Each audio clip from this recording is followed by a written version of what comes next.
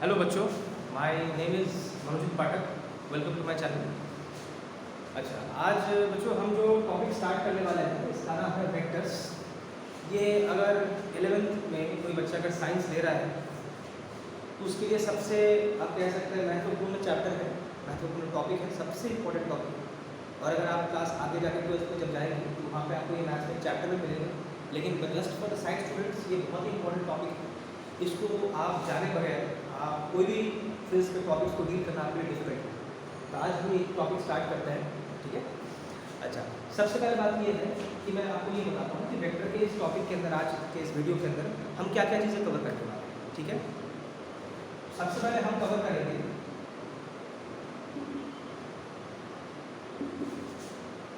Definition of vectors, जो कि I guess आप लोगों से काफ़ी लोगों को पता भी है, फिर भी मैं आपको एक्सप्लेन कर दूँगा। उसके बाद हम जो करेंगे वो है रिप्रेजेंटेशन ऑफ वेक्टर्स। एक वेक्टर को रिप्रेजेंट कैसे किया जाता है मैथमेटिकल फॉर्म में। फिर हम करेंगे मॉड्यूलस ऑफ अ वेक्टर। फिर हम करेंगे डायरेक्शन ऑफ अ वेक्टर। फिर हम करेंगे position vector and displacement vector. तो 1 2 3 4 5 ये टोटल 5 टॉपिक्स है जो कि आज की वीडियो में हम कवर करेंगे, ठीक है। स्टार्ट करते हैं। सबसे पहले आपका आता है definition of a vector. Vector basically होता क्या है? काफ़ी सारे बच्चों ने क्लास 9 में ये टर्म पहली बार सुना होगा। देखिए, आपको अगर सीधी भाषा में बताया तो फिजिक्स की दुनिया में या मैथमेटिक्स की दुनिया में जितने भी सारे आपके फिजिकल क्वांटिटीज होते हैं उसको 2 कैटेगरीज में बांटा गया है, ठीक है। एक को कहा जाता है स्केलर क्वांटिटी, एक को कहा जाता है वेक्टर क्वांटिटी। स्केलर क्वांटिटी उनको कहा जाता है जिसके अंदर आपको उस क्वांटिटी की सिर्फ वैल्यू गिवन होती है, मैग्नीट्यूड गिवन होता है और डायरेक्शन गिवन नहीं होता है, ठीक है।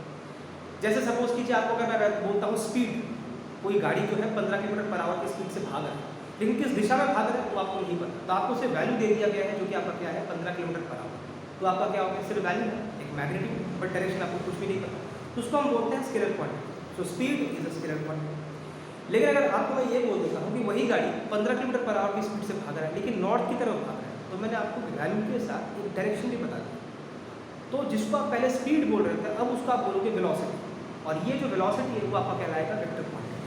तो सीधे शब्द में कहा जाए स्केलर क्वांटिटी उनको कहा जाता है जिसमें सिर्फ आपको वैल्यू होता है या मैग्नीट्यूड होता है, डायरेक्शन नहीं होता। वेक्टर क्वांटिटी उनको कहा जाता है जिसके अंदर वैल्यू या मैग्नीट्यूड भी आप बोल सकते हैं के साथ आपको डायरेक्शन भी गिवन होता है, तो उसको हम बोलते हैं वेक्टर, ठीक है। तो ये हो गया डेफिनेशन ऑफ वेक्टर। ऐसे बहुत सारे आपके वेक्टर क्वांटिटीज होते हैं, जैसे मान लीजिए displacement is one of the example, velocity is one of the example, force is one of the example, there are many like that, ठीक है। तो ये था आपके डेफिनेशन ऑफ वेक्टर। अब आते हैं रिप्रेजेंटेशन ऑफ वेक्टर कि वेक्टर के बारे में तो हमने 9 में बहुत कुछ पढ़ा हुआ, थोड़ा बहुत पढ़ा था। अब उसको मैथमेटिकली रिप्रेजेंट किस तरह से किया जाता है, देखिए।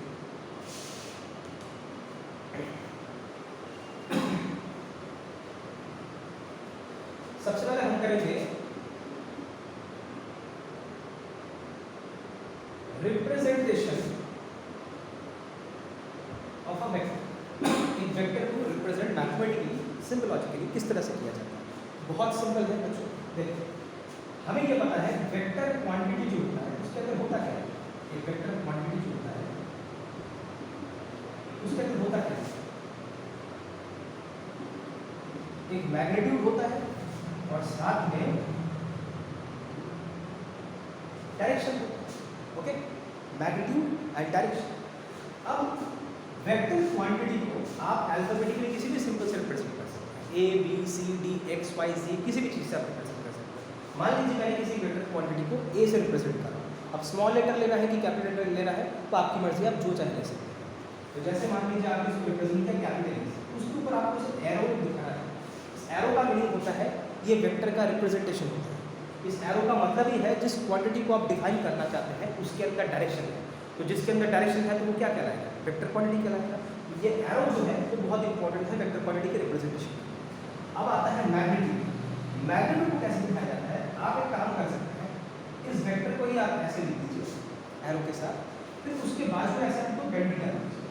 ये दो डंडियाँ जो होती हैं इसको क्या कहा जाता है? ये एक किस्म का मैथमेटिकल ऑपरेटर होता है जिसको बेसिकली हम बोलते हैं मॉड्यूलस बोलते हैं, मॉड्यूलस, ठीक है, या सीधे शब्द में कहा जाता है इसको मैग्नीट्यूड। इसके बारे में जब आप मैथमेटिक्स पढ़ेंगे, जब आप 11th में आएंगे तो आपको उसके बारे में डिटेल में पता चल जाएगा। या तो आप इसको ऐसे रिप्रेजेंट कर सकते हैं, आप वेक्टर के सिंबल को लिखिए और उसके ऊपर एरो को मत डालें। तो मैग्नीट्यूड को रिप्रेजेंट करने का तरीका क्या होता है? या तो आप ऐसे सिंबल डाल दीजिए और ऊपर एरो मत डालिए, या तो एरो डालिए फिर ऐसे दो डंडी डाल दीजिए। दोनों का ही मतलब एक ही होता है कि आप इस वेक्टर के मैग्नीट्यूड को बताना चाहते हैं, ठीक है। अब आता है डायरेक्शन। डायरेक्शन को कैसे दिखाया जाता है? आप उसी सिंबल को लिखिए जिससे वेक्टर क्वांटिटी को रिप्रेजेंट कर रहे हैं, फिर उसके ऊपर आप ऐसे कैप सा दें, इसको कहा जाता है कैप, एक टोपी जैसा होता है कैप। तो ये आपका जो है प्रॉपर रिप्रेजेंटेशन होता है एक वेक्टर क्वांटिटी का। मतलब वेक्टर क्वांटिटी जो होता है वो मैग्नीट्यूड इनटू डायरेक्शन।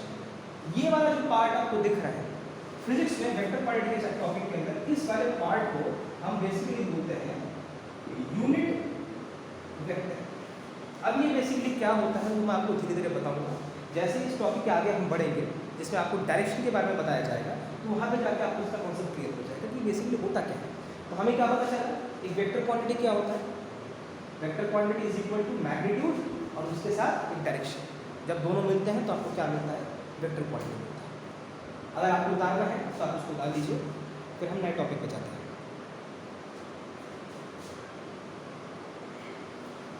देखिए, अगर सपोज कीजिए कि आपको किसी वेक्टर क्वांटिटी के सिर्फ डायरेक्शन को ही निकालना है, डायरेक्शन किससे समझ आता है? इस चीज़ से, जिसको हम क्या बोलते हैं? Unit vector. कई सारे बच्चों को भी ये समझ नहीं आ रहा होगा कि यूनिट वेक्टर क्यों बोलते हैं और ये होता क्या है।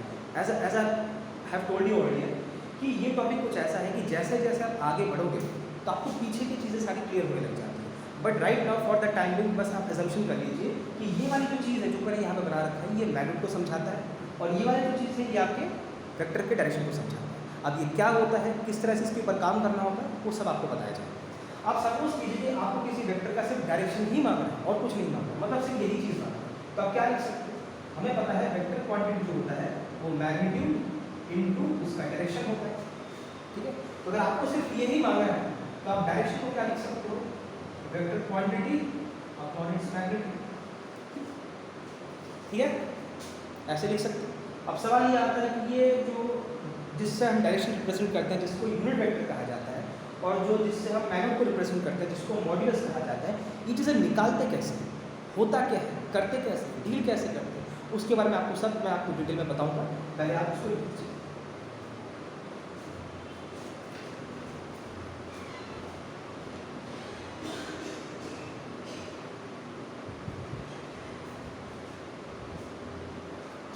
चलिए अब नेक्स्ट टॉपिक पे आते हैं।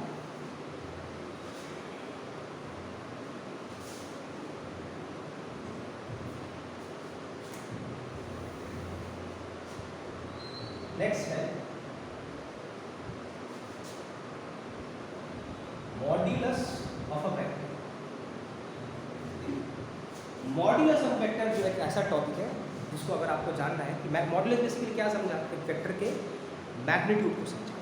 लेकिन इस टॉपिक को समझने से पहले बहुत इंपॉर्टेंट है कि पहले एक वेक्टर के डायरेक्शन को किस तरह से रिप्रेजेंट करना होता है ये आपको जानना बहुत जरूरी है, ठीक है। तो इसी वजह से इस टॉपिक से पहले सबसे पहले जो हम पढ़ेंगे या जानेंगे वो आपका होता है डायरेक्शन ऑफ अ वेक्टर। वो बिना जाने आप मॉड्यूल्स की बात को समझ नहीं सकते। तो पहले हम सबसे पहले करते हैं डायरेक्शन के टॉपिक को।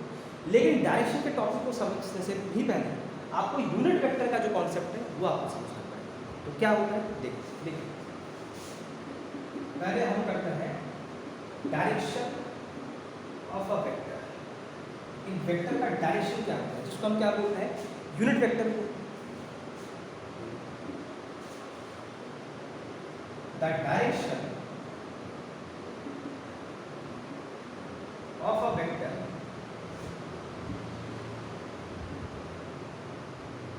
is represented by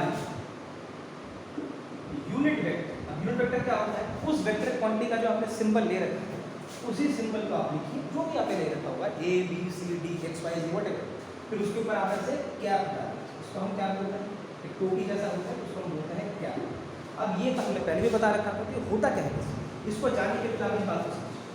मान लीजिए कि ये आपके पास एक्स वाई प्लेन है, या आपका y है, यहाँ पर कोई वेक्टर है और ये इधर की तरफ ओरिएंटेड है, इसके डायरेक्शन को हम दिखाते हैं, ये वेक्टर जो है हम ऐसे दिखाएंगे ए वेक्टर से, ठीक है, या मान लीजिए यहाँ पे कोई वेक्टर क्वांटिटी जिसको आप दिखा सकते हैं बी वेक्टर से, इसका जो डायरेक्शन है उसको रिप्रेजेंट किया जाता है ए कैप से, इसका जो डायरेक्शन है उसको हम रिप्रेजेंट करेंगे बी कैप से।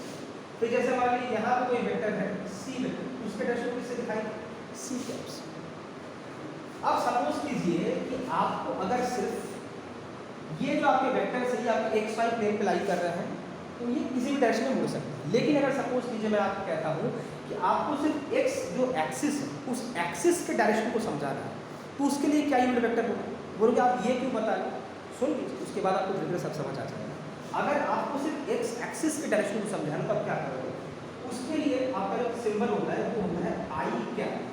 अगर आपको सिर्फ किसी चीज़ को एक्स एक्सिस के डायरेक्शन में समझाना है, मतलब कोई वेक्टर मान लीजिए आपके एक्स एक्सिस की तरफ लाइन है, जैसे मान लीजिए डी वेक्टर वो एक्स एक्सिस की दिशा में लाइन है, उसके यूनिट वेक्टर को स्पेसिफिकली दिया जाता है आई कैप।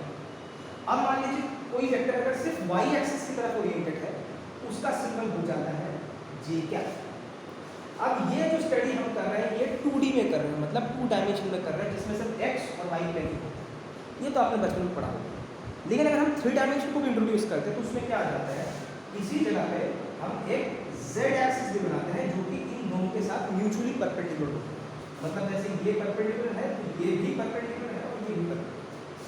तो जैसे x एक्सिस को रिप्रेजेंट करने के लिए हम यूनिट वेक्टर यूज करते हैं आई कैप, y एक्सिस को रिप्रेजेंट करने के लिए यूज करते हैं j कैप, उसी तरह z एक्सिस को रिप्रेजेंट करने के लिए हम यूज करते हैं k कैप, ठीक है। अब सपोज कीजिए कि अगर ये x एक्सिस का पॉजिटिव डायरेक्शन है तो अगर आप इसको पीछे की तरफ लेंगे तो ये आपका माइनस x एक्सिस होगा, मतलब x एक्सिस का नेगेटिव डायरेक्शन है। तो अगर x एक्सिस के पॉजिटिव डायरेक्शन को रिप्रेजेंट करने के लिए i कैप लेते हैं तो नेगेटिव डायरेक्शन को रिप्रेजेंट करने के लिए क्या करेंगे, माइनस i कैप, ठीक है। अगर y एक्सिस के पॉजिटिव डायरेक्शन को रिप्रेजेंट करने के लिए j कैप लेते हैं तो उसकी उल्टी दिशा को, मतलब नेगेटिव ऑफ y डायरेक्शन को रिप्रेजेंट करना है, उसके लिए क्या लेंगे, माइनस j कैप। और अगर z कैप के पॉजिटिव डायरेक्शन को आप रिप्रेजेंट करने के लिए k कैप यूज कर रहे हैं, उसकी उल्टी दिशा को रिप्रेजेंट करने के लिए क्या लेंगे, माइनस k कैप, ठीक है। तो इस बात को अगर हम यहाँ पे कंक्लूड करें तो हमें क्या समझ आ रहा है, अगर आपके पास positive direction of x axis को रिप्रेजेंट करना है तो उसके लिए हम क्या लेते हैं, आई कैप। और मान लीजिए नेगेटिव x एक्सिस को रिप्रेजेंट करना है तो हम लेते हैं माइनस आई कैप। अगर पॉजिटिव y एक्सिस को रिप्रेजेंट करना है तो हम लेते हैं j कैप, और अगर नेगेटिव y एक्सिस को रिप्रेजेंट करना है तो हम लेते हैं माइनस j कैप। अभी बताया, अगर मान लीजिए पॉजिटिव z एक्सिस को रिप्रेजेंट करना है उसके लिए हम ले रहे हैं k कैप, तो नेगेटिव z एक्सिस को रिप्रेजेंट करने के लिए क्या लेंगे हम, माइनस k। तो ये एक बहुत इंपॉर्टेंट चीज़ है। तो इससे हमें ये समझ आता है कि अगर आपको किसी वेक्टर का डायरेक्शन रिप्रेजेंट करना है तो उसके ऊपर हम कैप लगा देते हैं, उस वेक्टर का जो सिंबल होता है उसके साथ कैप लगा देते हैं। लेकिन अगर आपको पर्टिकुलरली सिर्फ एक्स एक्सिस के डायरेक्शन को समझाना है, not random, not any other random directions, but only for the x axis, तो या तो आई कैप या तो माइनस आई कैप, डिपेंडिंग अपॉन आप प्लस की तरफ जा रहे हैं कि माइनस की तरफ जा रहे हैं। अगर आपको सिर्फ और सिर्फ वाई एक्सिस को रिप्रेजेंट करना है तो या तो जे कैप या तो माइनस जे कैप, डिपेंडिंग अपॉन कि आप पॉजिटिव डायरेक्शन में जा रहे हैं कि नेगेटिव डायरेक्शन में जा रहे हैं। और अगर आपको जेड एक्सिस को रिप्रेजेंट करना है तो या तो के कैप या तो माइनस के कैप, डिपेंडिंग अपॉन कि आप पॉजिटिव डायरेक्शन में जा रहे हैं जेड एक्सिस के कि नेगेटिव डायरेक्शन में। इतना आपको समझ आया। ये तो था कि वेक्टर, यूनिट वेक्टर को रिप्रेजेंट कैसे किया जाता है। लेकिन यूनिट वेक्टर का बेसिक डेफिनेशन क्या होता है, यूनिट वेक्टर का बेसिक डेफिनेशन क्या होता है और वो क्यों होता है वो भी मैं आपको एक्सप्लेन करके बताऊंगा। फिलहाल आप उसके डेफिनेशन को जान लीजिए। As I am telling you again and again, ये एक ऐसा चैप्टर है जो कि आपको शुरू में काफ़ी सारी चीज़ें आपको समझ नहीं आएंगी, बस आपको एजम्पशन लेना पड़ेगा, लेकिन जैसे जैसे आप आगे बढ़ते जाएंगे तो आपको पीछे की चीज़ें क्लियर होती जाएंगी। तो अगर आप इसका डेफिनेशन मानते हैं यूनिट वेक्टर का क्या होता है, यूनिट वेक्टर बेसिकली क्या होता है, एक ऐसा वेक्टर होता है जिसका मैग्नीट्यूड जो है वो 1 होता है। आप बोलोगे इसका मीनिंग क्या होता है, चलिए आप फिलहाल इस बात को यहाँ पे नोट कर लीजिए। जैसे ही मैं आगे जाके आपको डायरेक्शन और मॉडल्स के बारे में और डिटेल में बताऊंगा तो वहाँ पे आपको क्लियर हो जाएगा कि यूनिट वेक्टर का डेफिनेशन ऐसा क्यों होता है। It is a vector which has got magnitude as 1। ठीक है, पहले आप इसको नोट डाउन कर लीजिए।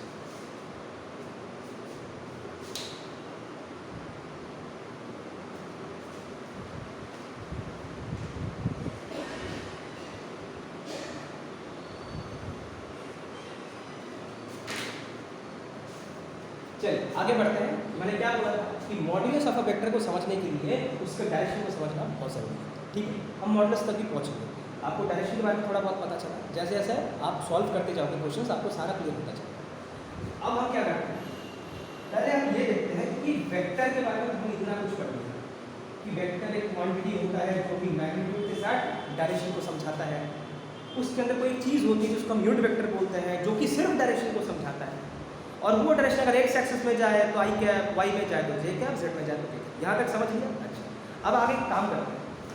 सपोज कीजिए कि आपके पास 3 क्वाड्रेंट्स एक्सिस है, 3 डायमेंशन में, या आपका एक्स है, चलिए वाई है, या आपका जेड है। मान लेते हैं ये आपका ओरिजिन है, यहाँ पे पॉइंट ए और उसके कोऑर्डिनेट्स है 1, 2, 3। जैसे आप 2 डायमेंशन में करते हैं तो आपको 2 कोऑर्डिनेट्स मिलते हैं एक्स और वाई का।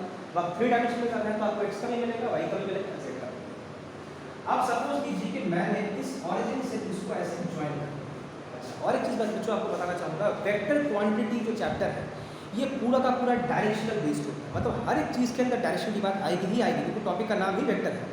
तो यहाँ पे एरो आप किस साइड में दे रहे हो, किस डायरेक्शन में दे रहे हो, किस डायरेक्शन में दे रहे हो, वो हाईली मैटर करता है। अगर आपने ओ से ए की तरफ दिया है तो उस चीज़ का नाम ओ ए ही रखना है, और अगर आपने ए से ओ की तरफ दिया है तो आपको उसको ए ओ लिखना है। नॉर्मल केसेस में क्या होता है, जब हम लाइन के बारे में लिखते हैं, जैसे मान लीजिए अगर आपके पास एक लाइन होता है ओ ए, और अगर आपको कोई बोले कि इस लाइन को आप नेम करो तो आप उसको ओ ए भी लिख सकते हो, ए ओ भी लिख सकते हो, तब अलग बात होती है।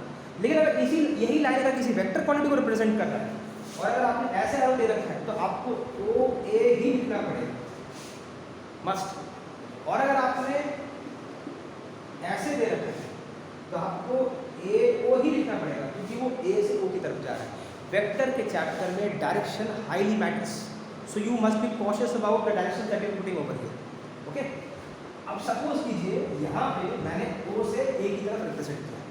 अब इस वेक्टर को आप ओ ए भी लिख सकते हैं, या इसको अगर आप अलग से एक नाम देना चाहते हैं वो भी कर सकते हैं। जैसे मान लीजिए इस वेक्टर का नाम बी क्या है, ए यूज़ नहीं करनी तो ऑलरेडी हमने यहाँ पे यूज़ करना, आप कुछ भी यूज़ कर सकते हैं, B C D X Y G whatever you want to do. तो इसको आप बी वेक्टर से भी ऐसे रिप्रेजेंट कर सकते हैं अगर आपको एक सिंगल नाम देना हो तो। अब इसको रिप्रेजेंट कैसे करें, देखिए हमने क्या सीखा था, वेक्टर क्वांटिटी जो होता है उसमें होता क्या है, एक मैग्नीट्यूड होता है और डायरेक्शन होता है, दोनों को जब हम जोड़ते हैं तो वेक्टर बनता है। अब देखिए ये जो पॉइंट या ये जो वेक्टर क्वांटिटी है जिसको आप ओ ए से रिप्रेजेंट कर रहे हैं, इसके अंदर 3 कंपोनेंट्स होते हैं। क्या क्या, एक 1 जो कि आपके x के डायरेक्शन में है, एक 2 जो कि y के डायरेक्शन में है, और 3 जो कि आपके z के डायरेक्शन में है। तो कहीं ना कहीं x के डायरेक्शन में जो मैग्नीट्यूड है वो आपका क्या है, 1 है। मतलब x के डायरेक्शन में आपको वैल्यू क्या बता रहा है, 1 बता रहा है। उसका मीनिंग क्या होता है, अगर आप यहाँ से लाइन को खींचते हैं तो यहाँ से लेकर यहाँ तक का जो वैल्यू आएगा वो क्या आएगा, 1 यूनिट। तो ये क्या हो गया, बेसिकली x के डायरेक्शन में आपको उसका मैग्नीट्यूड मिल रहा है या वैल्यू मिल रहा है। तो आप क्या करोगे, x के डायरेक्शन उसका जो वैल्यू है उसको लिखो। अब हमें क्या पता है, वेक्टर क्वांटिटी होता है मैग्नीट्यूड इनटू डायरेक्शन। तो x की दिशा में अगर देखें, अभी y और z की बात बोलते हैं, अगर x की दिशा में देखें तो मैग्नीट्यूड क्या है 1, और x की दिशा में डायरेक्शन क्या होता है, मैंने कुछ देर पहले बताया था क्या होता है, आई कैप। जब भी आप x के डायरेक्शन को समझाते हो आपको सिर्फ आई कैप लिखना होता है। अब अगर y की दिशा में देखें तो y की दिशा में मैग्नीट्यूड क्या है, 2। ठीक है, उसका मतलब क्या होता है, अगर आप यहाँ से लाइन को खींचोगे, यहाँ से लेकर यहाँ तक जो डिस्टेंस हुआ आपका क्या है, 2 यूनिट। और y की दिशा में जो डायरेक्शन होता है उसको किस तरह से रिप्रेजेंट करते हैं, j कैप। अब अगर z की दिशा में देखें तो उसका मैग्नीट्यूड क्या है, 3। और उसकी दिशा में जो डायरेक्शन होता है उसको आप कैसे रिप्रेजेंट कर सकते हैं? ए क्या? तो देखिए बात वही थी, magnitude into direction but x की दिशा में, magnitude into direction but why की दिशा में, magnitude into direction but Z की दिशा में। तो हमने काम वही किया, मैग्नीट्यूड इनटू डायरेक्शन, एक बार एक्स की डायरेक्शन में किया, एक बार वाई की डायरेक्शन में किया, एक बार जेड की डायरेक्शन में किया। मतलब हमने इस काम को 3 हिस्सों में तोड़ लिया। अब आपको क्या करना है, इन तीनों हिस्सों को सिंपली ऐड करना है। जैसे आप ऐड कर दोगे, this is the simplest way to define और रिप्रेजेंट अ वेक्टर क्वांटिटी जिसके कोऑर्डिनेट्स आपको गिवन होते हैं। समझ आ गया? देखिए वही है, वेक्टर क्वांटिटी क्या होता है, मैग्नीट्यूड इनटू डायरेक्शन। तो मैग्नीट्यूड इनटू डायरेक्शन ही है, लेकिन यहाँ पे 3 हिस्से हैं, एक एक्स की दिशा में, वाई की दिशा में, जेड की दिशा में। एक्स की दिशा में 1 इंटू वाई क्या, वाई की दिशा में 2 इंटू जे क्या, और जेड की दिशा में 3 इंटू के। बात वही है, मैग्नीट्यूड इनटू डायरेक्शन, सिंपल। तो ये होता है सिंपल तरीका एक वेक्टर को रिप्रेजेंट करना। नोट डाउन कर लीजिए।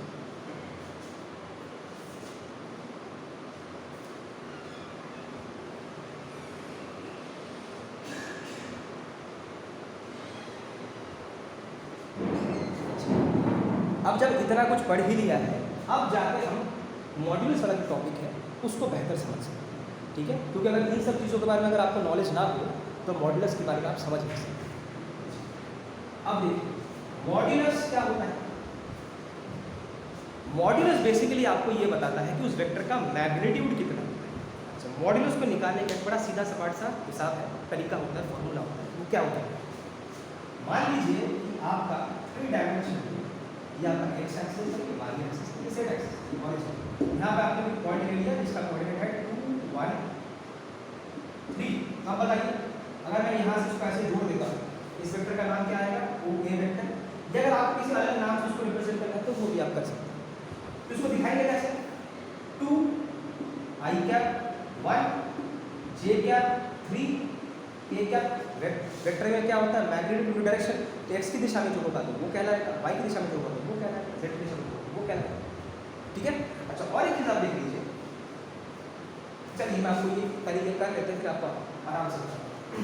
अगर आपको इस वेक्टर का मैग्नीट्यूड दिखाना है तो करना क्या है, इसी वेक्टर को लिखना है। आपको ओ ए वेक्टर लिखना है, ओ वेक्टर ले सकते हैं, इसको आपको सिंबल देना चाहते हैं अलग से ताकि आपको बार-बार ओ ए ना लिखना पड़े, तो आप वो भी कर सकते हैं। अब जब मैग्नीट्यूड निकालेंगे या मॉड्यूलस निकालेंगे तो करना क्या होता है, उस वेक्टर को लिखिए और उसके बाजू में से घंटी डालिए। या तो अगर आप सिंगल सिंबल से दिखाना चाहते हैं तो भी ऐसे दिखा सकते हैं, या और एक तरीका भी हो सकता है, आप ओ ए लिख दीजिए, ऊपर वेक्टर का साइन मत दीजिए, या तो बी वेक्टर लिखिए उसके ऊपर से साइन मत दीजिए। उसका मतलब ही वेक्टर का मैग्नीट्यूड बता रहे हैं।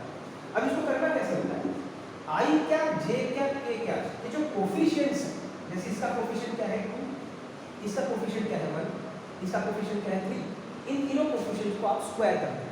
जैसे 2 का अगर आप स्क्वायर करते हो और इसका कोफिशिएंट 1 है और यहाँ पे 3, इन तीनों का स्क्वायर कीजिए, ऐड कीजिए और रूट ओवर कीजिए, खत्म, आपको इसका मैग्नीट्यूड मिल गया। क्या आ जाएगा, 4 1 9 रूट ओवर 14। अब देख लीजिएगा रूट ओवर 14 का कुछ निकलता है तो निकलता है, वैसे ये परफेक्ट स्क्वायर है नहीं तो इसका कुछ भी नहीं निकलेगा, तो उसको ऐसे रह दीजिए। ये होता है एक वेक्टर के मॉड्यूलस को निकालने का तरीका, simple, very simple. Note down कर लीजिए।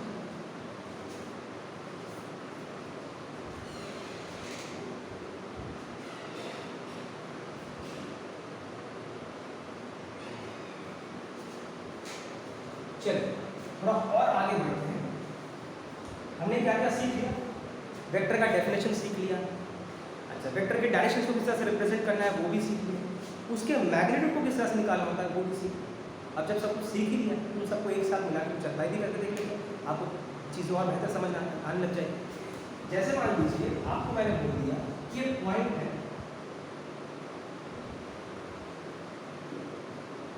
एक्स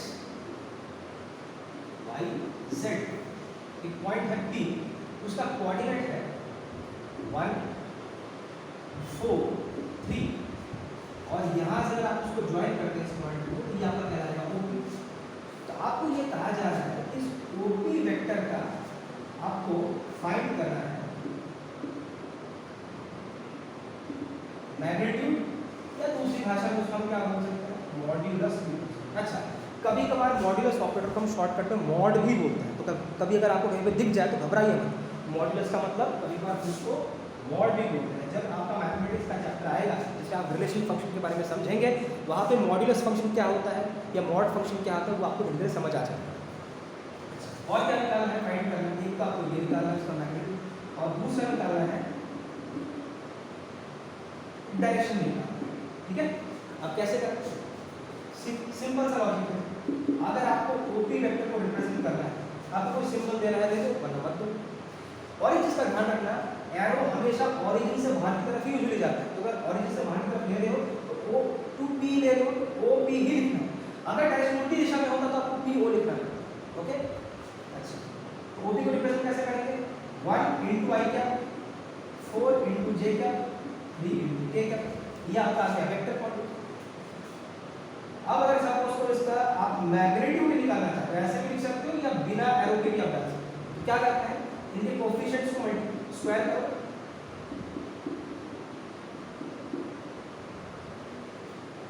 फिर ऐड करो और रूट ओवर डालो। ये आ जाएगा 1, ये आ जाएगा 60, ये आ जाएगा 9, ये आपका आ जाएगा 26। इसका कोई परफेक्ट स्क्वायर निकलता नहीं है, फैक्टराइजेशन हो भी नहीं पाएगी। ये आपको वेक्टर मिल गया, ये आपको उसका मैग्नीट्यूड मिल गया। अब क्या निकालना है? पहला काम हो गया। दूसरा निकालना है उसका डायरेक्शन। डायरेक्शन कैसे निकालो? अभी मैंने सिखाया। एक वेक्टर क्या है, उसका मैग्नीट्यूड, उसका डायरेक्शन। अब यहाँ पे वेक्टर को आप किससे रिप्रेजेंट करेंगे? ओपी। अगर आपको किसी दूसरे सिंबल से रिप्रेजेंट करना है आपकी मर्जी, आप कर सकते हैं। तो ये क्या होता है, उसका मैग्नीट्यूड साथ में उसका डायरेक्शन। डायरेक्शन को कैसे निकालना है? उस वेक्टर का सिंबल उसके ऊपर ऐसे कैप चढ़ा। अब आपको निकालना क्या है? सिर्फ डायरेक्शन निकालना। उसका मतलब क्या हुआ, ओपी कैप जो आएगा वो आएगा ओपी वेक्टर अपॉन ओपी का मैग्नीट्यूड। ओके, अब देखिए ओपी वेक्टर जो है, ओपी वेक्टर क्या था? आई कैप 4j कैप 3k और उसका मैग्नीट्यूड क्या था? Root over 26। ये आपका आ गया यूनिट वेक्टर। मतलब ये एक ऐसा वैल्यू है जो इस वेक्टर के डायरेक्शन को समझा है। इसको थोड़ा और एक्यूरेट दिखाने के लिए आप चाहो बात को आप यहाँ भी खत्म कर सकते हो, but to be more precise and more accurate आप इस रूट 26 को दोनों के नीचे ले जा सकते हो। इसके नीचे भी कर दो, इसके नीचे भी कर दो और इसके नीचे भी।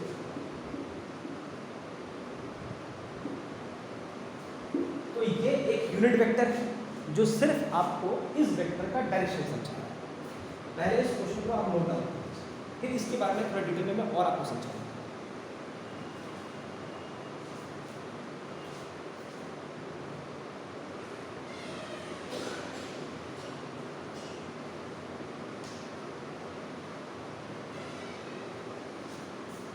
चलिए, हो गया।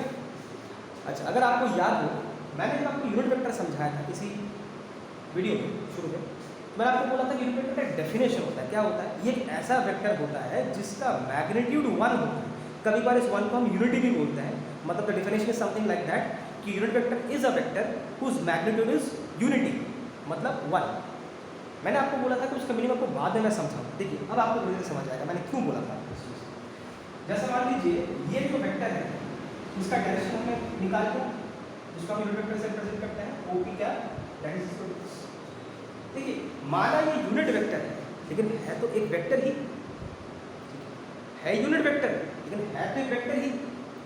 वेक्टर का मॉड्यूलस हम कैसे निकालते हैं या मैग्नीट्यूड कैसे निकालते हैं? मैंने क्या बोला था? आई कैप जे कैप के कैप के कोफिशिएंट का स्क्वायर करना है, ऐड करना है, रूट ओवर करना है। तो मान लीजिए, मानना क्या है ही से, ये तो वेक्टर ही है। अगर इस यूनिट वेक्टर का अगर मैं मैग्नीट्यूड निकालता हूँ, देखिए पहले हम क्या कर रहे थे, नॉर्मल वेक्टर का मैग्नीट्यूड निकाल रहे थे। अब इस यूनिट वेक्टर का मैग्नीट्यूड निकालेंगे। क्यों निकाल रहे हैं? क्योंकि है तो एक वेक्टर, क्यों नहीं निकाल सकते? पॉसिबिलिटी है तो हम बिल्कुल निकाल सकते हैं। मान लीजिए अगर मैं इस ओपी क्या यूनिट वेक्टर है, अगर इसका मैं मॉड्यूलस निकालना चाहूँ तो क्या बनेगा? देखिए आई कैप का जो कोफिशिएंट है वो क्या आता है? 1/√26। आप इसका स्क्वायर कीजिए, फिर आपके पास है 4/√26,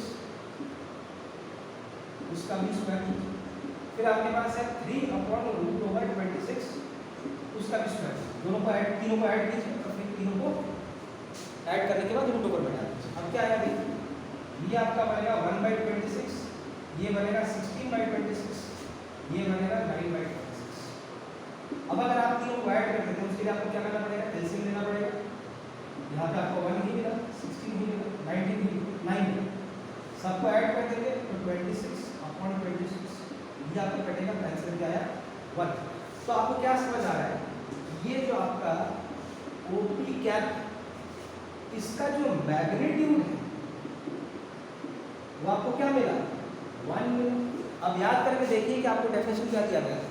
यूनिट वेक्टर का ऐसा वेक्टर होता है, एक ऐसा रूखा वेक्टर होता है जो सिर्फ डायरेक्शन समझाता है और जिसका मैग्नीट्यूड क्या होता है 1 होता है। देखिए हमने एक वेक्टर का यूनिट वेक्टर निकाला, फिर उसका मैग्नीट्यूड सही में निकाल के हमने चेक करके देख लिया तो क्या आ रहा है 1 आ रहा है। तो हमने जो डेफिनेशन दिया था उसका मीनिंग अभी आपको समझ आ चुका होगा। एक ऐसा वेक्टर है, दिखता वेक्टर की तरह ही है, एक नॉर्मल वेक्टर की तरह है, लेकिन एक नॉर्मल वेक्टर में जैसे हमने तो इसका नॉर्मल वेक्टर निकाला तो क्या है ओपी वेक्टर जो था, ओपी वेक्टर क्या था आई कैप 4j कैप, ठीक है। ये एक नॉर्मल वेक्टर जो हमने सबसे पहले निकाला था, आई cap 4j cap 3k cap ये निकाला था। फिर उसी का हमने मैग्नीट्यूड निकाला, उसी का हमने यूनिट वेक्टर निकाला। इस वेक्टर में और इस वेक्टर में क्या फर्क है, वो सिर्फ एक वेक्टर था जिसका मैग्नीट्यूड जो है वो 1 नहीं था, उसका मैग्नीट्यूड क्या था √26। लेकिन ये एक ऐसा वेक्टर है जिसको यूनिट वेक्टर बोले, जिसका मैग्नीट्यूड क्या है 1 है। तो एक नॉर्मल वेक्टर और एक यूनिट वेक्टर में क्या फ़र्क होता है, एक नॉर्मल वेक्टर और उसी का यूनिट वेक्टर होता है, उन दोनों में क्या फ़र्क होता है। एक नॉर्मल वेक्टर जो है उसका मैग्नीट्यूड 1 हो भी सकता है, नहीं भी हो सकता है, लेकिन जो यूनिट वेक्टर होता है उसका मैग्नीट्यूड हमेशा 1 होगा, तभी उसको क्या कहा जाता है यूनिट वेक्टर कहा जाता है। ठीक है, तो आप ऐसे कह सकते हैं कि every unit vector can be regarded as a vector, but every vector can not be regarded as a unit vector. अगर किसी वेक्टर का मैग्नीट्यूड 1 आ जाए तो उसको हम यूनिट वेक्टर कह भी सकते हैं एक बार के लिए, लेकिन यूनिट वेक्टर का वैल्यू हमेशा 1 आना चाहिए तभी वो हो पाएगा। ठीक है, समझ आया। तो जो आपको डेफिनेशन दिया गया था उसका एक्सप्लेनेशन मैंने यहाँ पे कर दिया, अगर किसी को नोट डाउन करना है आप कर लीजिए।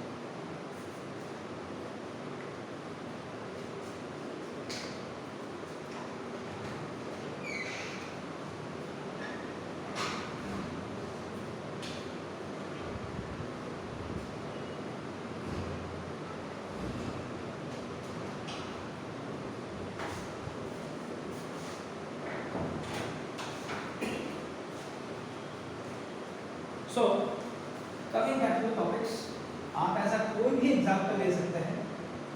पार्टीशन सिस्टम में ऐसा कोई भी पॉइंट ले लीजिए, उसका पहले वेक्टर बना लीजिए, ठीक है, उसका पहले वेक्टर बना लीजिए, फिर उसका मॉड्यूलस निकाल लीजिए जिसको मैग्नीट्यूड कहा जाता है, फिर उसका यूनिट वेक्टर निकाल लीजिए। आप यूनिट वेक्टर का जब भी मैग्नीट्यूड निकाल के चेक करने की कोशिश करेंगे, देखेंगे आपका आंसर हमेशा बनाता है। कोई भी वैल्यू लीजिए, plus minus zero what ever, any integer, any real number, doesn't matter, उसका यूनिट वेक्टर का जो मैग्नीट्यूड है वो हमेशा आपको क्या मिलेगा 1। ये जो चीज़ें मैंने अभी आपको बताया, आगे बढ़ने से पहले एक तो छोटी छोटी चीज़ आपको मैं बता दूँ, ठीक है। अगर आप 3 डायमेंशन में किसी वेक्टर को रिप्रेजेंट कर रहे हैं, इसका कोऑर्डिनेट आप x1 y1 z1 ऐसे किसी भी नंबर से आप रिप्रेजेंट कर रहे हैं, x y z ऐसे आप रिप्रेजेंट कर रहे हैं। तो आप जब इस वेक्टर को रिप्रेजेंट करते हैं क्या लिखते, इसका जो मैग्नीट्यूड होता है x की तरफ उसके साथ i क्या, y के साथ j क्या, z के साथ k क्या, ठीक है। ये जो आपको 3 पार्ट्स दिख रहे हैं, 3 जो पार्ट्स दिख रहे हैं, उन तीनों पार्ट्स को हम बेसिकली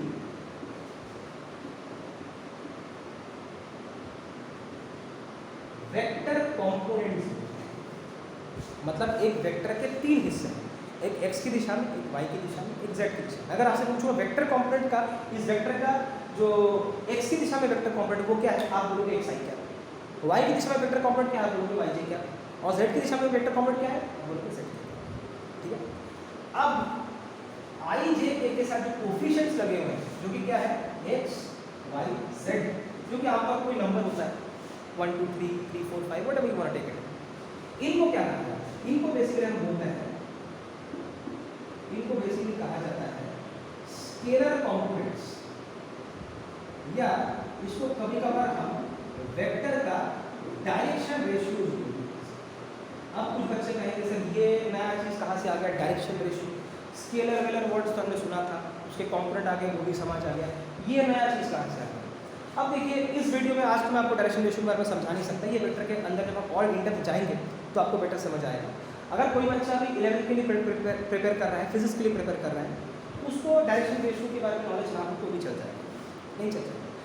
लेकिन अगर आप 12th में हो तो आपको एक पर्टिकुलरली मैथ्स का चैप्टर मिलेगा जिसका नाम है वेक्टर, उसमें डायरेक्शन रेशियो के बारे में आपको डिटेल में पता चलेगा।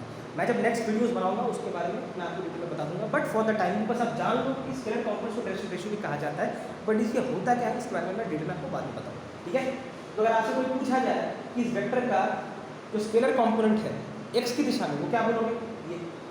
वाई की दिशा में जो स्केलर कॉम्पोनेंट वो क्या है? ये।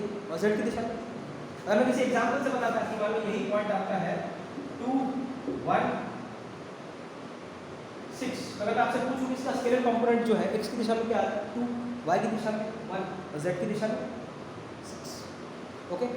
अगर मैं पूछूं कि x की दिशा में वेक्टर कंपोनेंट क्या है तो आपको क्या करना पड़ेगा, इस स्केलर कंपोनेंट का i के आपको जोड़ के बताना पड़ेगा। 2y क्या, y की दिशा में वेक्टर कंपोनेंट क्या है 1j क्या, और z की दिशा में वेक्टर कंपोनेंट क्या है 6k, ओके। चलिए अब आगे बढ़ते हैं।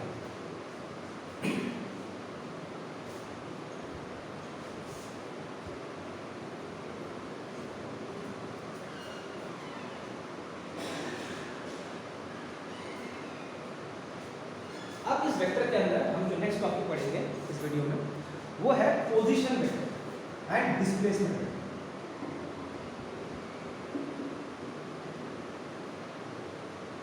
Position vector and displacement vector, हम इसके कॉन्सेप्ट को भी समझेंगे और इसके बारे में एक दो क्वेश्चन भी होंगे। बहुत सिंपल है, जो चीज़ मैं अब तक आपको समझाया जा रहा है उसी चीज़ को हम दोबारा दोहराते हैं। या आपके पास 3 डायमेंशन में मान लीजिए X axis, Y axis, Z axis. आपने यहाँ पे पॉइंट लिया P और उसके कोऑर्डिनेट्स आपने ले लिया x1 y1 z1। अब ये वैल्यू कुछ भी हो सकता है, 1 2 3 व्हाटएवर यू कैन टेक। और मान लीजिए यहाँ पे पॉइंट है Q, उसके कोऑर्डिनेट्स आपने लिए x2 y2 z, और ये भी कुछ भी हो सकता है। अब ऑरिजिन से अगर मैं इस पॉइंट को ज्वाइन करता हूँ और डायरेक्शन इस पॉइंट की तरफ ही ओरिएंटेड करता हूँ और यहाँ से इसको मैं ज्वाइन करता हूँ डायरेक्शन इधर की तरफ ही, ये दो जो वेक्टर आपको दिख रहा है इन दोनों को कहा जाता है, या ऐसे वेक्टर्स को कहा जाता है पोजीशन वेक्टर्स। तो आप कहोगे ये तो हम पहले भी देख रहे थे, ऐसी चीज़ें तो हम पहले भी देख रहे थे इस वीडियो में, तो क्या वो पोजीशन वेक्टर से थे? आप पोजीशन वेक्टर ही थे। तो जैसे सपोज की जगह आपको कोई कहे OP वेक्टर, OP वेक्टर को अगर आपको रिप्रेजेंट करना है कैसे लिखोगे? x1 i क्या, y1 j क्या, z1 k क्या। OQ वेक्टर को रिप्रेजेंट करना है तो कैसे लिखाएंगे? x2 i क्या, y2 j क्या, z2 k क्या। तो बोलोगे ये तो हम पहले भी देख रहे थे, तो क्या पहले जो हम देख रहे थे वो पोजीशन वेक्टर ही था? तो आपने बताया क्यों? जो अब तक मैं आपको समझाया जा रहा था कि जब आपको कोई कोऑर्डिनेट दे दिया जाता है तो उसका वेक्टर कैसे लिखते हैं, जो भी चीज़ें मैं आपको बताई, ये जो पूरा वेक्टर आप लिख रहे थे एक्चुअली में इसका मेन नाम होता है पोजीशन वेक्टर। बट मैंने आपको बोला इस वजह से नहीं था क्योंकि आपको बेसिक कॉन्सेप्ट पता नहीं था।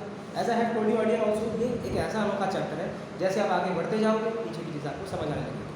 तो जिसको आप पहले वेक्टर बोल रहे थे अगर उसको आप पोजीशन वेक्टर बोलते हो तो स्टेटमेंट जो होता है थोड़ा मोर एक्यूरेट होता है। अगर आप उसको नॉर्मल वेक्टर भी बोलते हो कोई दिक्कत नहीं, लेकिन अगर इसका पोजीशन वेक्टर बोलोगे तो वो बेहतर समझ आता है। अब मान लीजिए इन दोनों पॉइंट्स के बीच में अगर मैं एक लाइन खींच दूँ और या तो एरो इधर की तरफ या तो एरो उधर की तरफ कर दूँ, तो ये जो वेक्टर है इसको कहा जाता है डिस्प्लेसमेंट वेक्टर। आप बोलोगे चलो ये तो समझ आ गया, इसको ये बोलते हैं उसको वो बोलते हैं, लेकिन होता क्या है देखिए, अगर आपको सीधे शब्द में बोलूँ तो क्या है, वेक्टर को हमें लाइन से दिखा, जिस लाइन का एक सिरा ऑरिजिन को टच करेगा उसको हम पोजीशन वेक्टर बोलते हैं। जैसे मान लीजिए ये लाइन है, इसका भी सिरा है, एक सिरा जो है एक एंड जो है ऑरिजिन को टच कर रहा है, और ये वाला जो है इसका भी एक एंड ऑरिजिन को टच कर रहा है, तो ये दोनों पोजीशन वेक्टर कहलाते हैं। लेकिन जब आपके पास कोई लाइन है और जिसका एक भी एंड ऑरिजिन को टच ना करे तो वो डिस्प्लेसमेंट वेक्टर कहलाता है। जैसे मान लीजिए ये लाइन, इसका एक एंड P है दूसरा एंड Q है, लेकिन दोनों में से कोई भी आप ऑरिजिन को टच नहीं कर रहे, तो this is called displacement vector. Displacement vector basically क्या समझाता है, आपके कार्टेशियन प्लेन के अंदर किसी भी पॉइंट से किसी भी रैंडम पॉइंट पे जब आप जंप करते हो उन दोनों लाइन को अगर आप जोड़ देते हो तो उसको बोलते हैं डिस्प्लेसमेंट वेक्टर। लेकिन उन दोनों में से कोई भी पॉइंट ऑरिजिन का नहीं होना चाहिए सिर्फ, ठीक है। अब सवाल आता है कि पोजीशन वेक्टर को तो हम रिप्रेजेंट कर सकते हैं, लेकिन इसका रिप्रेजेंटेशन कैसे करें, ठीक है। उसके लिए पहले आपको ये जानना पड़ेगा कि डिस्प्लेसमेंट वेक्टर और पोजीशन वेक्टर का रिलेशन क्या होता है। देखिए डिस्प्लेसमेंट वेक्टर जो होता है वो बेसिकली होता है final position vector minus initial position vector. ये होता है इनका रिलेशन, या आप कह सकते हैं इसका फॉर्मूला। डिस्प्लेसमेंट वेक्टर जो होता है चाहे कोई सा इसका फॉर्मूला होता है final position vector minus initial position vector. अब इसको सॉर्ट आउट कैसे करें, पहले हम इसको लिख लीजिए।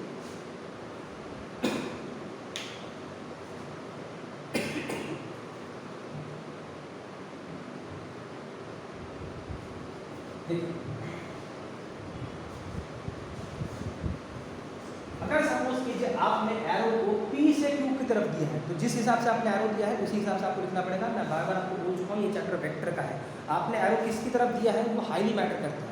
अगर आपने एरो को इधर की तरफ किया तो आपको लिखना चाहिए था QP, और अगर आपने एरो इधर की तरफ किया तो आपको लिखना है PQ।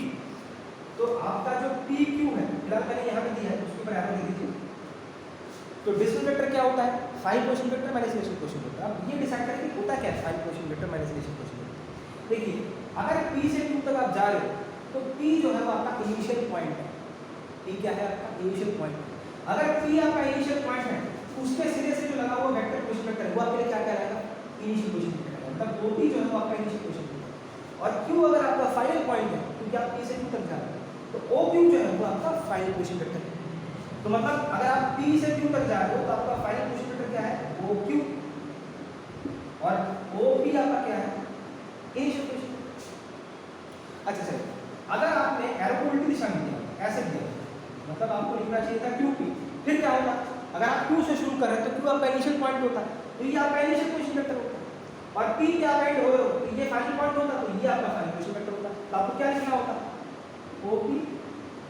आप खुद देख लीजिए, आप P से Q तक जा रहे हैं तो P आपका स्टार्टिंग है, Q आपका फाइनल है। तो Q अगर आपका फाइनल है तो आप OQ कर दो, आपका फाइनल पोजीशन वेक्टर होगा। और ये स्टार्टिंग था तो OP कर दो, आपका इनिशियल पोजीशन वेक्टर। आप यहाँ पे Q से P तक जा रहे हैं तो P आपका फाइनल है, OP वेक्टर, और Q आपका इनिशियल है, OP vector. Final minus initial, आपको जैसे करना है कर सकते। चलिए बात को समझाने के लिए फिलहाल मैं PQ वेक्टर से बात करता हूँ। अब देखिए OQ वेक्टर का वैल्यू क्या था, x2 i क्या, y2 j क्या, प्लस z2 k को, माइनस OP वेक्टर का वैल्यू क्या था, x1 i क्या प्लस y1 j क्या प्लस z1 k क्या। अगर आप इस वेक्टर को हटा देते हैं तो यहाँ पे आपको माइनस साइन मिलना शुरू होगा। अब देखिए ये दोनों जो वेक्टर हैं उनमें से i क्या आपको कॉमन मिल रहा है,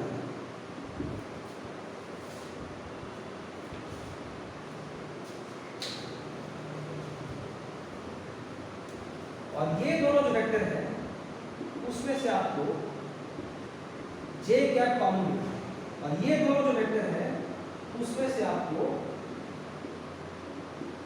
k क्या कॉमन मिल रहा है। तो आपका जो डिस्प्लेसमेंट वेक्टर है PQ देखिए वो आपको मिल गया। x का जो कंपोनेंट है स्केलर कंपोनेंट है वो क्या है, यहाँ पे x2 माइनस x1, x की दिशा में वैल्यू मिल गया, आपको मैग्नीट्यूड मिल गया, और इसके साथ उसका डायरेक्शन आई है। ये y की दिशा में आपको मैग्नीट्यूड मिल गया, इसको स्केलर कंपोनेंट बोलते हैं। y की दिशा में क्या आ गया, y2 माइनस y1, और उसका डायरेक्शन, और वो z की दिशा में आपको मैग्नीट्यूड मिल गया या स्केलर कंपोनेंट मिल गया जिसको हम बोलते हैं z2 माइनस z1, और उसका डायरेक्शन। ठीक है, वेक्टर को ऐसे रिप्रेजेंट करते हैं मैग्नीट्यूड इनटू डायरेक्शन। तो अगर आप कहोगे कि अगर यही बात होती है तो अगर मैं मान लो, अच्छा चलिए आपको और चीज़ अगर मान लीजिए इस वेक्टर का अगर आपको डायरेक्शन निकालना है, सॉरी मॉड्यूलस निकालना है, मैग्नीट्यूड निकालना है, तो कैसे निकालोगे, बताइए।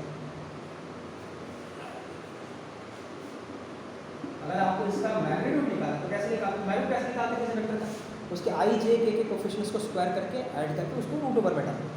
उसका ये क्या है, x2 माइनस x1 का होल स्क्वायर, इसका y2 माइनस y1 का होल स्क्वायर, और z2 माइनस z1 का होल स्क्वायर, सबको ऐड कर दीजिए और रूट ओवर बैठा दीजिए। ये आपका क्या आ गया, इस डिस्प्लेसमेंट वेक्टर का मैग्नीट्यूड आ गया। अब अगर मान लीजिए इसी वेक्टर का अगर आपको डायरेक्शन पूछता है, उसकी यूनिट वेक्टर से दिखाया जाता है, तो वो क्या होता है, डायरेक्शन वेक्टर अपॉन उसका मैग्नीट्यूड। ये जो आपको वेक्टर मिला था उस वेक्टर से आप इस वैल्यू को डिवाइड कर दो तो आपको क्या मिल जाएगा, इसका यूनिट वेक्टर मिल जाएगा। यूनिट वेक्टर क्या होता है, जो इस वेक्टर के पी क्यू वेक्टर के डायरेक्शन को समझा रहा हूँ जिसका मैग्नीट्यूड क्या होता है।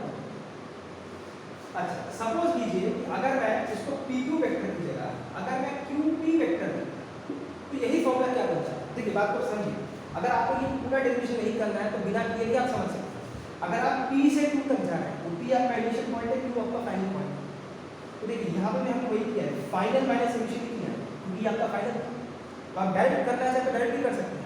एक्स के फाइनल से एक्स के इनिशियल को सब्ट्रैक्ट कर दीजिए, वाई के फाइनल से वाई के इनिशियल को सब्ट्रैक्ट कीजिए, आप ठीक है। z के फाइनल से z के इनिशियल को सब्ट्रैक्ट कीजिए। और अगर मान लीजिए मैंने क्यू पी लिखा होगा तो क्यू पी से क्या दोबारा डिवीजन करने की जरूरत नहीं। अगर आप क्यू पी लिखते तो क्या करते हैं, ओपी को पहले लिखते, ओपी को बाद में लिखते, बीच में माइनस है। तो यहाँ पे क्या फर्क पड़ता है, x1 x2 i क्या, y1 y2 j क्या, z1 z2 k क्या। ऐसे फिर बात तो यही होगा, आप Q से P तक जा रहे हैं तो P वाला पॉइंट जो है वो आपका फाइनल है। ये सारे पॉइंट्स आपके फाइनल है, ये आपके साथ इनिशियल है। तो फाइनल माइनस इनिशियल कर उसके साथ आएगा। फिर y की दिशा में फाइनल माइनस इनिशियल किया, उसकी दिशा में j किया।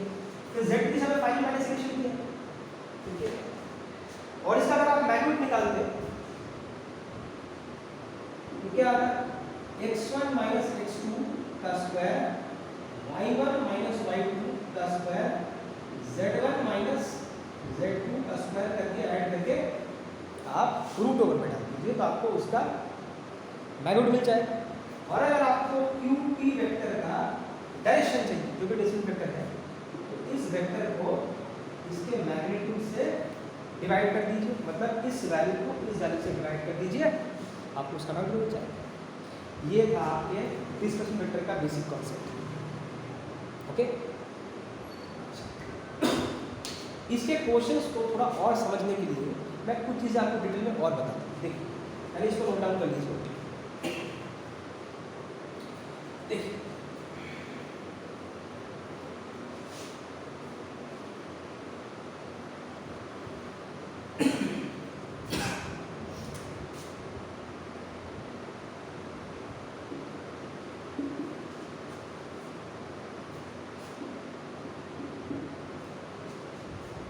ये आपका पॉइंट P था, x1 y1 z1, आपका पॉइंट Q था x2 y2 z।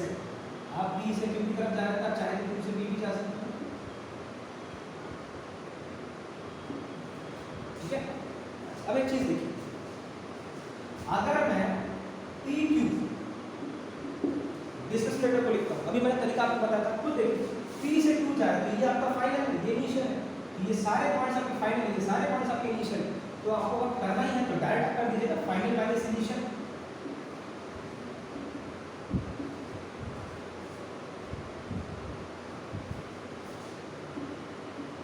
फिर फाइनल माइनस इनिशियल y की दिशा में, फिर फाइनल माइनस इनिशियल z की दिशा में। ओके, इसको आप इक्वेशन नंबर 1 रख लीजिए। अच्छा, अगर सपोज कीजिए मैं आपको बोलता है क्यू पी वेक्टर, तो क्यू पी वेक्टर में क्या आता है, क्यू आपका इनिशियल पॉइंट है, पी आपका फाइनल पॉइंट है, मतलब ये सारे आपके फाइनल पॉइंट है, ये आपके सारे इनिशियल पॉइंट है। तो यही चीज आपका पूरा उल्टा बन जाता है। तो आप फाइनल माइनस इनिशियल करते हैं x1 माइनस x2 i करते हैं, फाइनल माइनस इनिशियल y की दिशा में, फाइनल माइनस इनिशियल ऐसे करते हैं।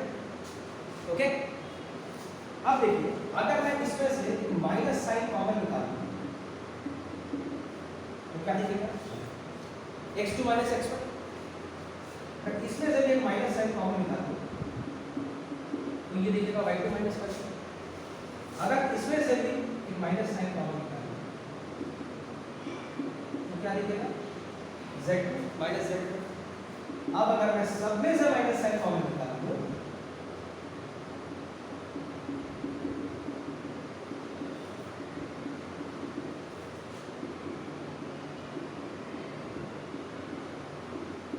ऐसा दिखेगा। अब ध्यान से देखिए, ये जो पूरी चीज थी ये क्या था, ध्यान से देखिए, या पी क्यू में क्या था, पी क्यू नहीं था, तो इस पूरी चीज को आप क्या लिख सकते हैं, आप पी क्यू वेक्टर भी लिख सकते हो। तो हमें क्या समझ आया, अगर पी क्यू वेक्टर की बात करूं और क्यू पी वेक्टर की बात करूं, दोनों एक ही है, बस एक दूसरे का क्या है, उल्टा है। ये जो माइनस साइन है, माइनस साइन आपको बस इतना समझा रहा है कि ये चीज़ और ये चीज़ दोनों एक ही है, क्योंकि इसमें इक्वल टू साइन है, लेकिन एक दूसरे का उल्टा है। वो किससे समझ आ रहा है, नेगेटिव से समझ आ रहा है। नेगेटिव साइन जो है बस आपको इतना डिनोट कर रहा है, नेगेटिव साइन जो है वो आपको डिनोट कर रहा है द पी क्यू वेक्टर जो भी डिस्टेंस वेक्टर है और क्यू भी वेक्टर जो कि वो भी डिस्टेंस वेक्टर है, दे आर इक्वल। अगर मैग्नीट्यूड वाइज देखा जाए तो वो इक्वल है, क्योंकि देखिए मैग्नीट्यूड वाइज क्यों, अगर आप इस लाइन का अगर लेंथ मेजर करते हैं, आप ऐसे करें मेजर कि ऐसे करें मेजर कि ऐसे करें, लेंथ तो आपका पता है, लेंथ क्या समझाता है, मैग्नीट्यूड समझा। तो आप ऐसे देखें कि ऐसे देखें, लेंथ तो आपको एक ही मिलेगा, तो मतलब उसका मैग्नीट्यूड क्या है, वो सेम है। लेकिन डायरेक्शन वाइज देखा जाए तो ये डायरेक्शन और ये डायरेक्शन दोनों अलग है, मतलब दोनों इक्वल तो है इन मैग्नीट्यूड। मैग्नीट्यूड का मतलब अगर लेंथ वाइज देखा जाए, but are opposite in direction. अगर ओरिएंटेशन वाइज देखा जाए तो they are opposite in direction, ठीक है। अच्छा, इन दोनों का मैग्नीट्यूड सेम इक्वल आएगा, how would you know it, चलिए वो भी मैं आपको बता दूं। अगर आप पी क्यू वेक्टर का मैग्नीट्यूड निकालते हैं तो क्या है, देखिए x2 माइनस x1 ये जो उसका मैग्नीट्यूड था, i क्या का कोफिशिएंट था, y2 माइनस y1 j का कोफिशिएंट, और z2 माइनस z1 ये क्या था कोफिशिएंट, दोनों को तीनों को स्क्वायर कीजिए, ऐड कीजिए, ये पी क्यू का मैग्नीट्यूड। और अगर आप क्यू पी वेक्टर का मैग्नीट्यूड निकालते हैं तो क्या आता है, x1 माइनस x2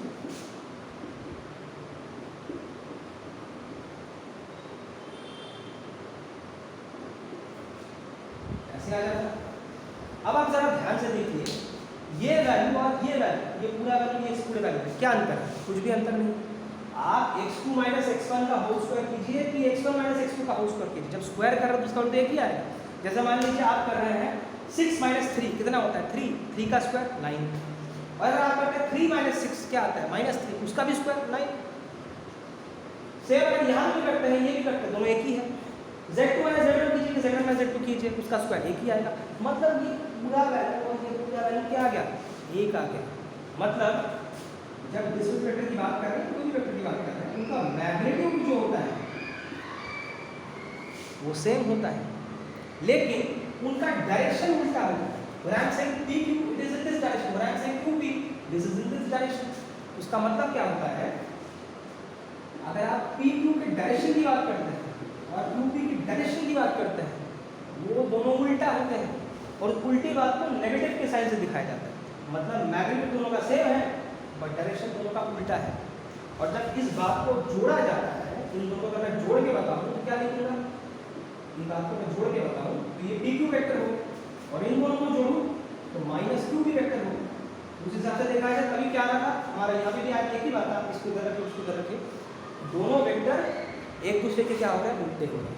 क्योंकि हमारा नेगेटिव साइन यही बता रहा है कि दोनों वेक्टर एक दूसरे के उल्टे हैं। उल्टे क्यों है, क्योंकि उनका मैग्नीट्यूड तो सेम है, क्यों है, लेकिन उसका लेंथ आप इस दिशा में नापिए उस दिशा में नापिए, लेंथ तो आपको सेम ही मिलेगा। लेकिन अगर डायरेक्शन वाइज देखा जाए, मतलब दोनों का डायरेक्शन जो है एक दूसरे का उल्टा है, एक इधर है तो दूसरा इधर की तरफ है, और दोनों बात को जोड़ के देखें तो एक वेक्टर दूसरे वेक्टर का क्या आएगा, उल्टा ही तो आएगा, ठीक है। तो डिस्टेंस वेक्टर से हमें क्या समझ आया कि आप एक डिस्टेंस वेक्टर को इधर से नापिए उधर से नापिए, वेक्टर वाइज वो दोनों एक दूसरे के उल्टे हैं, लेकिन उन दोनों का मैग्नीट्यूड आप देखेंगे तो दोनों का मैग्नीट्यूड क्या है, सेम है। So this is the proof, ठीक है, आप नोट डाउन कर लीजिए।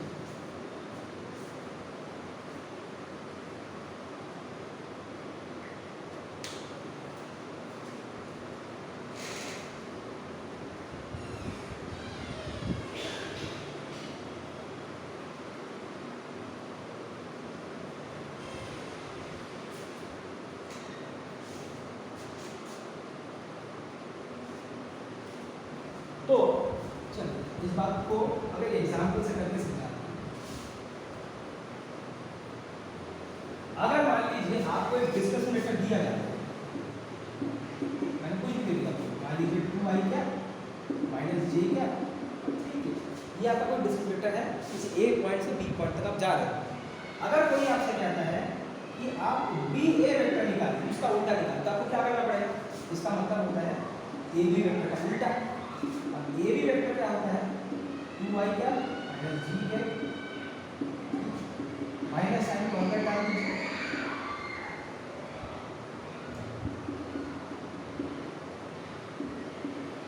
तो देखिए क्या फर्क पड़ा इसमें और इसमें? कुछ नहीं।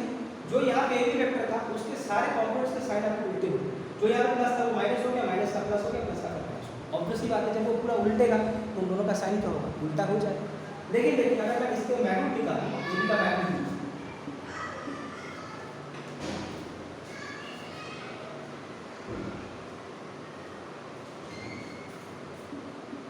तो क्या आएगा? 2 का स्क्वायर 4 प्लस माइनस 1 का स्क्वायर 1 प्लस 3 का स्क्वायर 9, सबको ऐड कर लीजिए। अगर आप बी ए वेक्टर की बात करते हैं उसका मैग्नीट्यूड निकालते हैं, माइनस 2 का स्क्वायर 4, 1 का स्क्वायर 1, माइनस 3 का स्क्वायर 9। देखिए मैंने क्या बोला था? दो जो आपके डिस्टेंस वेक्टर है, मतलब ऐसा कोई वेक्टर होगा ए टू बी, मैं इधर से जाऊं इधर से जाऊं, दोनों का लेंथ तो आपको सेम ही मिल रहा है। लेंथ क्या समझाता है? मैग्नीट्यूड समझाता है यहाँ। तो मैग्नीट्यूड तो दोनों का सेम ही होगा क्योंकि दोनों का लेंथ सेम है, लेकिन डायरेक्शन वाइज देखा जाए तो ये इधर है वो उधर है। तो डायरेक्शन वाइज देखा जाए तो दोनों एक दूसरे के क्या है? इक्वल, उल्टे इक्वल है बट उल्टे है। उस उल्टी बात को समझाने के लिए क्या कर रहे हैं? नेगेटिव साइन को लगा रहे हैं और सारा का सारा साइन क्या हो रहा है? उल्टा हो रहा है। लेकिन जब मैग्नीट्यूड निकाल रहे हैं तो दोनों का लेंथ क्या है? सेम आ रहा है और वो दिख भी रहा है। इसका लेंथ और इसका लेंथ आप किसी भी दिशा से देखो आपको लेंथ सेम ही मिलेगा, तो आपका मैग्नीट्यूड क्या होगा? सेम होगा। ठीक है,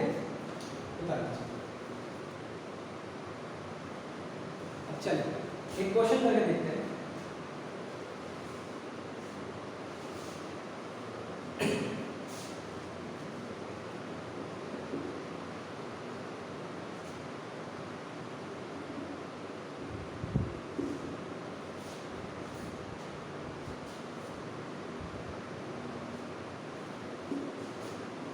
ये मान लीजिए आपका है 2 1 4 और ये पॉइंट है 1 3 6।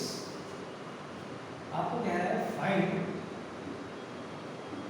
ए B vector and B A vector, दोनों को निकालना है। मतलब आपको ए बी भी निकालना है और बी ए भी निकालना है। ए बी का आपको मैग्नीट्यूड निकालना है, बी ए का भी आपको मैग्नीट्यूड निकालना है। और तीसरा ए बी का आपको डायरेक्शन निकालना है, बी ए का भी आपको डायरेक्शन निकालना है। तो स्टार्ट करते हैं। अब अगर आपको ए बी वेक्टर निकालना है तो ए से बी जाना है, ये डिस्टेंस वेक्टर होता है। तो इसको करने का अगर शुरू से हम करें तो क्या लिखेंगे? ये फाइनल इनिशियल है, तो final position vector minus initial position vector. फिर आप वो भी को लिखोगे i cap plus 3j cap plus 6k क्या, यहाँ पे डालोगे माइनस, वो ए को लिखोगे 2i 1j 4k। It take a lot of time. अगर आपको जल्दी करना है तो मैंने क्या बोला, अगर आप ए से बी तक जा रहे हो तो बी आपका फाइनल पॉइंट है, आपका इनिशियल पॉइंट। तो डायरेक्ट आप final minus initial 1 minus 2 x की दिशा में minus 1 i cap, 3 minus 1 plus 2 j cap, 6 minus 4 2 k। अगर आप इस तरह से करना चाहते हो कि O B vector minus O ए वेक्टर, आप ट्राई करके देखो तब भी आपका ऐसा नहीं आएगा। तो ये आपका आ गया ए बी वेक्टर। और अगर बी ए वेक्टर की बात करें, बी ए वेक्टर का बी से ए की तरफ जाना है।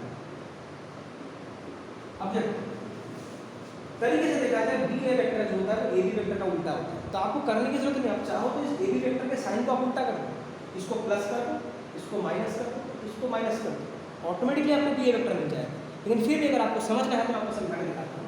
अगर आप बी से ए तक जा रहे हैं, ये आपके फाइनल पॉइंट से ये आपके इनिशियल है, तो फाइनल माइनस इनिशियल करो, 2 माइनस 1 i क्या, 1 माइनस 3 माइनस 2 j क्या, 4 माइनस 6 माइनस 2 देखो बिल्कुल इसी का उल्टा आ गया। ये माइनस का था तो प्लस हो गया, प्लस का तो माइनस था, प्लस का माइनस। मैंने क्या बोला कि दोनों वेक्टर दूसरे के क्या होते हैं? साइन में उल्टे होते हैं। तो अगर आप डायरेक्ट इसके साथ माइनस को, इनके साइंस को चेंज करके आप यहाँ पे डाल देते, आपको उसका उल्टा वेक्टर वैसे भी मिल जाता है। तो पहला वाला क्लास आपका हो गया। अब क्या है, दोनों का मैग्नीट्यूड निकालते हैं। देखा जाए दोनों का मैग्नीट्यूड क्या आएगा, इक्वल आएगा, क्योंकि आप इधर से देखो कि इधर से देखो, लेंथ तो आपको एक ही मिल रहा है। लेंथ यहाँ पे क्या दिखाता है, मैग्नीट्यूड, तो मैग्नीट्यूड आपको सेम मिलेगा। करके देखते हैं,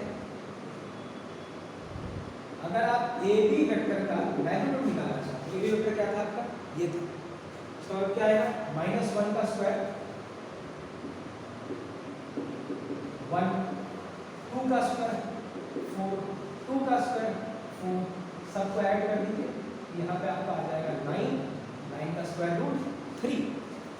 और अगर आप बी ए वेक्टर का निकालना चाहते हो, उसका भी वही आएगा, 1 का स्क्वायर 1, -2 का स्क्वायर 4, -2 का स्क्वायर 4, मिला के 9 3। देखिए दोनों का मैग्नीट्यूड क्या है, सेम है,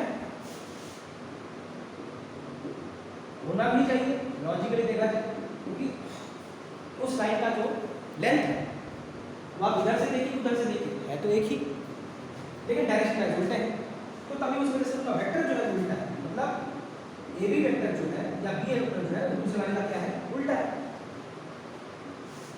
अब क्या है, इसका आपको क्या निकालना है, ये भी इसका डायरेक्शन निकालना है। अगर आपको ए बी गैप निकालना है तो डायरेक्शन वेक्टर क्या होता है, यूनिट वेक्टर क्या होता है, वेक्टर अपॉन मैग्नीट्यूड, क्योंकि वेक्टर होता है मैग्नीट्यूड इनटू डायरेक्शन, तो डायरेक्शन होगा वेक्टर अपॉन मैग्नीट्यूड। अब ए बी वेक्टर क्या था आपका, -i क्या 2j क्या 2k क्या अपॉन, अगर इसके मैग्नीट्यूड आप डिवाइड करते हो इसका कितना आएगा 3, आप इसको ऐसे अलग करके भी रख सकते हो।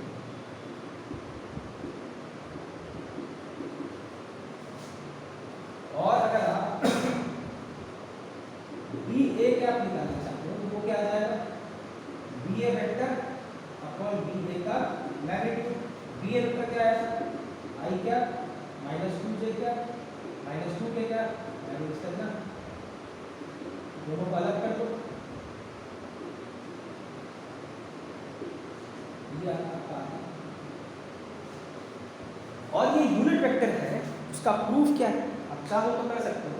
अगर आप इसका मैग्नीट्यूड निकालते, चेक करके देखना, आपका आंसर आएगा 1, और इसका भी आप मैग्नीट्यूड निकाल के देखो, उसका भी आंसर आएगा 1।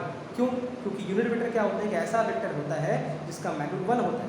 ये आपको कोई पूछेगा नहीं करने के लिए, लेकिन अगर आप अपने कंफर्मेशन के लिए करना चाहते हैं कि यूनिट वेक्टर सही में इसको यूनिट वेक्टर क्यों कहा जाता है, तो आप किसी भी रैंडम यूनिट वेक्टर का मैग्नीट्यूड निकाल के देखिए, आपको हमेशा 1 ही मिलेगा। ठीक है, नोट कर लीजिए।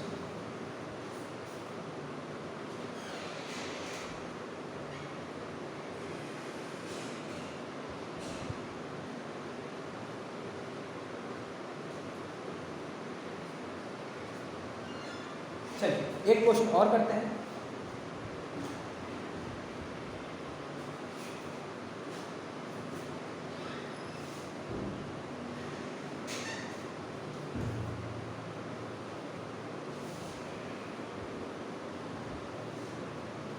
लेकिन इस दूसरे क्वेश्चन को करने से पहले छोटी सी चीज़ आपको समझा देता हूँ, बहुत आसान सी चीज़ है, कोई भयंकर सा कोई टॉपिक नहीं है। इसको कहा जाता है इक्वालिटी ऑफ वेक्टर्स।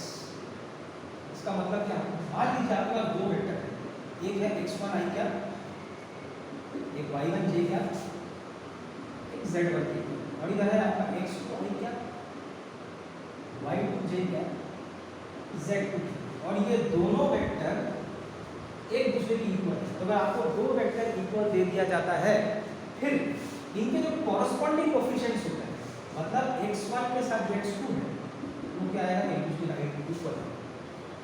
j क्या का कोएफिशिएंट है, y1 और y2, ये दोनों भी एक दूसरे के क्या आएंगे, इक्वल, और z1 और z2 ये भी क्या आएंगे, इक्वल है। इसको बोलते हैं इक्वालिटी ऑफ वेक्टर्स। मतलब जब दो वेक्टर्स आपके इक्वल होते हैं तो उनके कॉरस्पॉन्डिंग जो कोएफिशिएंट्स होते हैं i j k के, तो सारे क्या हो जाते हैं, एक दूसरे के इक्वल हो जाते हैं। बहुत सिंपल सा लॉजिक है, आगे वाले क्वेश्चंस पे ये यूज होगा। देखिए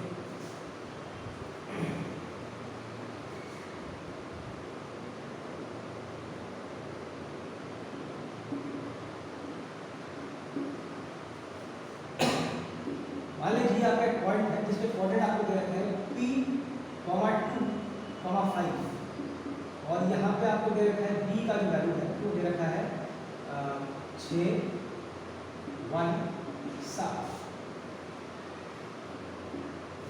आपको A से B तक का जो डिस्प्लेसमेंट वेक्टर है, ये क्या है? डिस्प्लेसमेंट वेक्टर, ये पोजीशन वेक्टर है, ये पोजीशन, इसकी जो है वो वैल्यू आपको दे रहे हैं।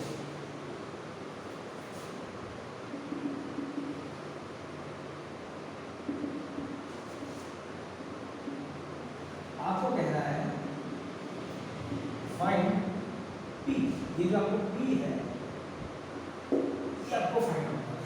कैसे करें? बहुत सिंपल, ए बी वेक्टर होता है। अगर आपको सीधी शब्द में बताओ तो ए बी वेक्टर होता है। अगर आप ए से बी में जा रहे हैं, बी आपका फाइनल पॉइंट, ए आपका इनिशियल पॉइंट, फाइनल से इनिशियल को सब्ट्रैक्ट करते हैं, शुरू से करने के समझे डायरेक्ट कर सकते हैं। तो फाइनल माइनस इनिशियल 6 माइनस 3, अब पी तो पता है, उसको वैसे कर दीजिए। 1 माइनस 2 क्या हो जाएगा? -1, ठीक है। 7 माइनस 5 2k। अब ये था आपका ए बी वेक्टर। अब इसी ए बी वेक्टर के वैल्यू को आपको गिवन कर देना है, वो क्या है? 4i क्या माइनस j क्या 2k। मतलब ये वैल्यू और ये वैल्यू क्या है? इक्वल है। ये आपको गिवन था, ये आपने अभी अपने आप से निकाला। अब चेक करके देखिए, जो आपका z वाला कंपोनेंट है आपको सेम दिख भी रहा है, y वाला कंपोनेंट आपको सेम दिख भी रहा है। तो मतलब यहाँ पे जो x वाला कंपोनेंट है वो भी क्या आना चाहिए? आपका सेम आना चाहिए। क्योंकि हमने भी क्या पढ़ा था इक्वलिटी ऑफ वेक्टर्स के अंदर, जब दो वेक्टर इक्वल होते हैं, उनके कॉरस्पॉन्डिंग कोएफिशिएंट्स जो है इक्वल होते हैं। उस हिसाब से देखा जाए आपका जो i का कोएफिशिएंट है 6 माइनस 3 वो आपके 4 की इक्वल आ जाए। अगर आप 4 को इधर लेके आते हो और p को इधर ले जाते हो तो आपको p का वैल्यू क्या मिल जाता है? 2 मिल जाता है। ठीक है, बस यही आपको फाइंड आउट करना है। बहुत ही सिंपल, इस चैप्टर के क्वेश्चंस बहुत ही सिंपल होते हैं और बहुत ही स्कोरिंग होते हैं। ठीक है, आज जितने सारे टॉपिक्स कवर आप करने थे वो हमने सबने कर लिया है। अगर आपको पसंद आया है तो चैनल को सब्सक्राइब कीजिए, लाइक कीजिए और हो सके तो इस चीज़ को नोट कर लीजिए।